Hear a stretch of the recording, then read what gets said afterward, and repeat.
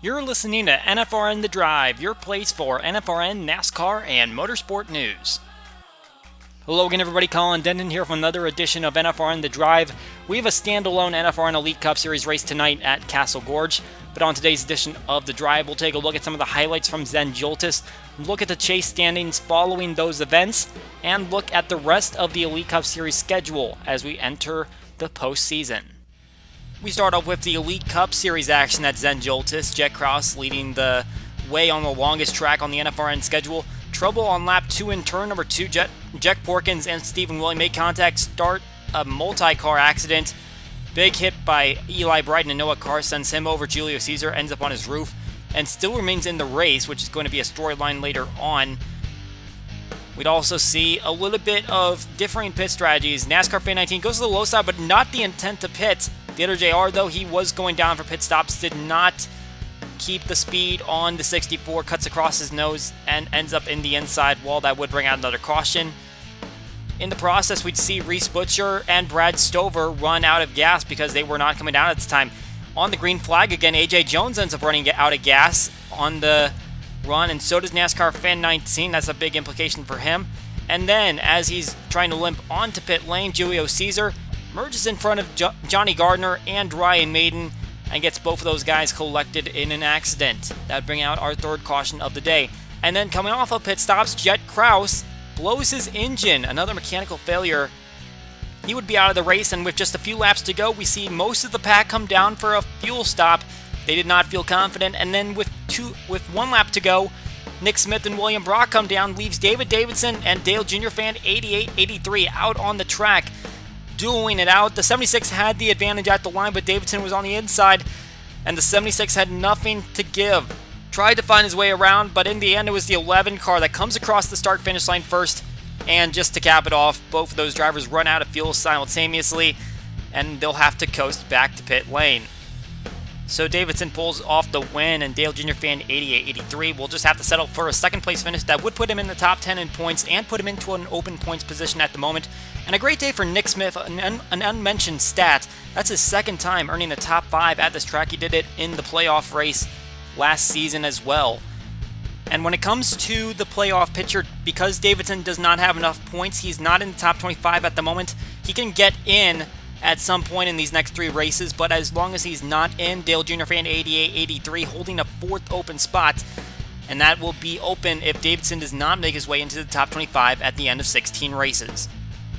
The Elite Cup Series wasn't alone at this long track. The Truck Series also made an appearance at Zen Joltis, and also on lap number 2, we'd see an accident involving Stephen Carmona, Clint McComb, the point leader at the time, putting Justin Lisenby up against the wall, and then he'll flop onto his roof and just grind to the inside of the racetrack. He'd need some help getting out from under there, but that would put him in last place on the day. Barry Watson and Keyshawn Richardson with a testy situation there, as it looks like the 38 was trying to go down the pit lane, and then Robbie Bell, who hadn't made a pit stop at the time, runs out of gas. Then Jason Langley gets turned into the wall by Essentia, runs back up into Jasper Rawls, brings out a late caution. Josh McCoy and Keith Young, they do not pit, and they run out of gas late in the going. At the same time, Hunter Cox was running second as he was coming around turn 4 on the final lap, runs out of gas, but Tyler Reed had enough to make it on fumes and cross the finish line for his first career win. So on this leaderboard, we have Reed moving to the top of the board. We incorrectly credited him without a bonus point for leading the most laps, which was actually 2, shared with Derek Anderline, but he actually gains another point. So the gap over the next 3 guys in the standings is now 2 points.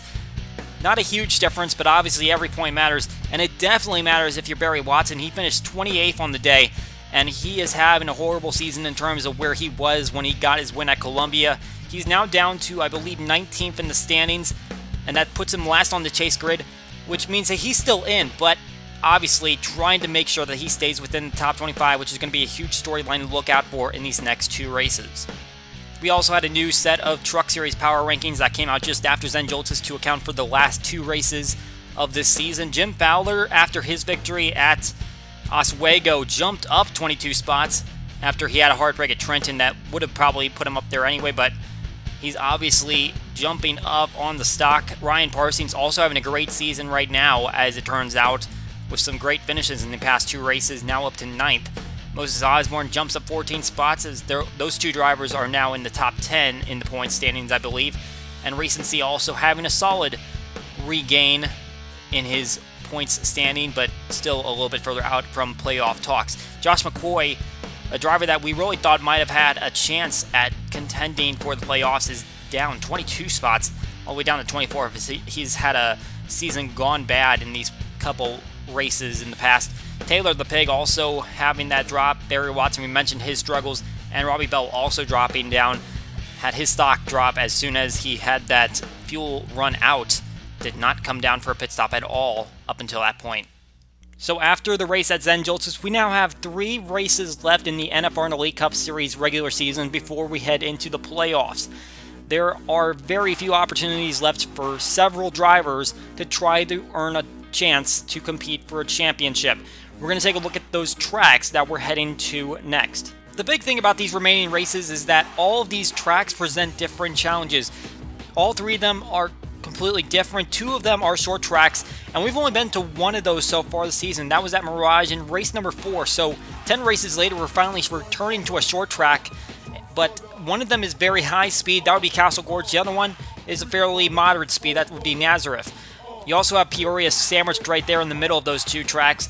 And the best way to describe it is like a mini Indianapolis Motor Speedway, in the fact that it's the same track type, but it's obviously a whole mile smaller, and it's much narrower. Very few passing lanes going to be available for those guys. You've also got different bankings on all 3 tracks. High speeds at Castle Gorge, 25-degree banking. Peoria with pretty moderate banking at 10 degrees.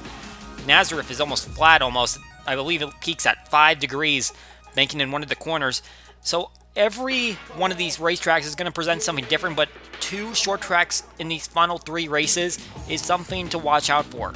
Now we can look at this chart where we look at some of the top short track drivers that are currently full-time and active, but the problem is we've only been to 1 short track, which is really kind of putting the chart in the favor of those that have only run this 1 race earlier in the season. You got guys like Cody Hagan, Philip Fry, Stuart Graddon, Jack Krause, Adam Mundinger, Jonathan Rains, all earned a top 10 at Mirage, but that's the only race they've run on a short track. The big name to watch out there is Reese Butcher. He is the proven one on short tracks. He won a short track at Delaware last season.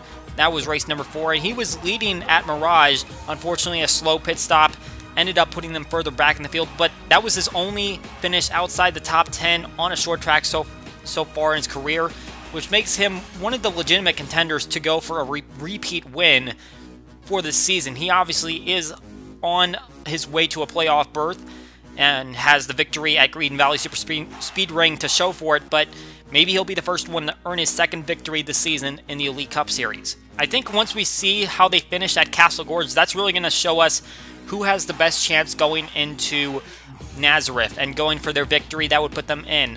We'll have to see, though, what they do here, because even though these 2 tracks are going to be different, we have to see what they'll do on this type of track to see if they'll be a legitimate contender.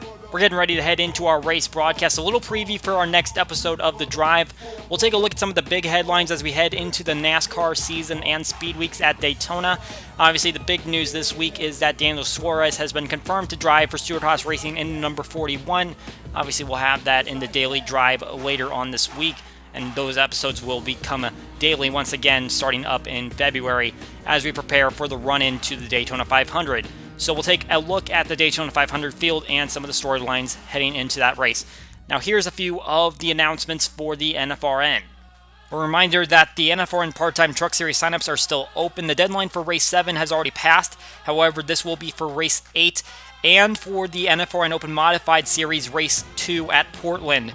So if you want to get involved in both of those races, attempt to qualify for both of them, the deadline will happen a couple days after Race 7 takes place, which is obviously not tonight, but it will happen in the next stream.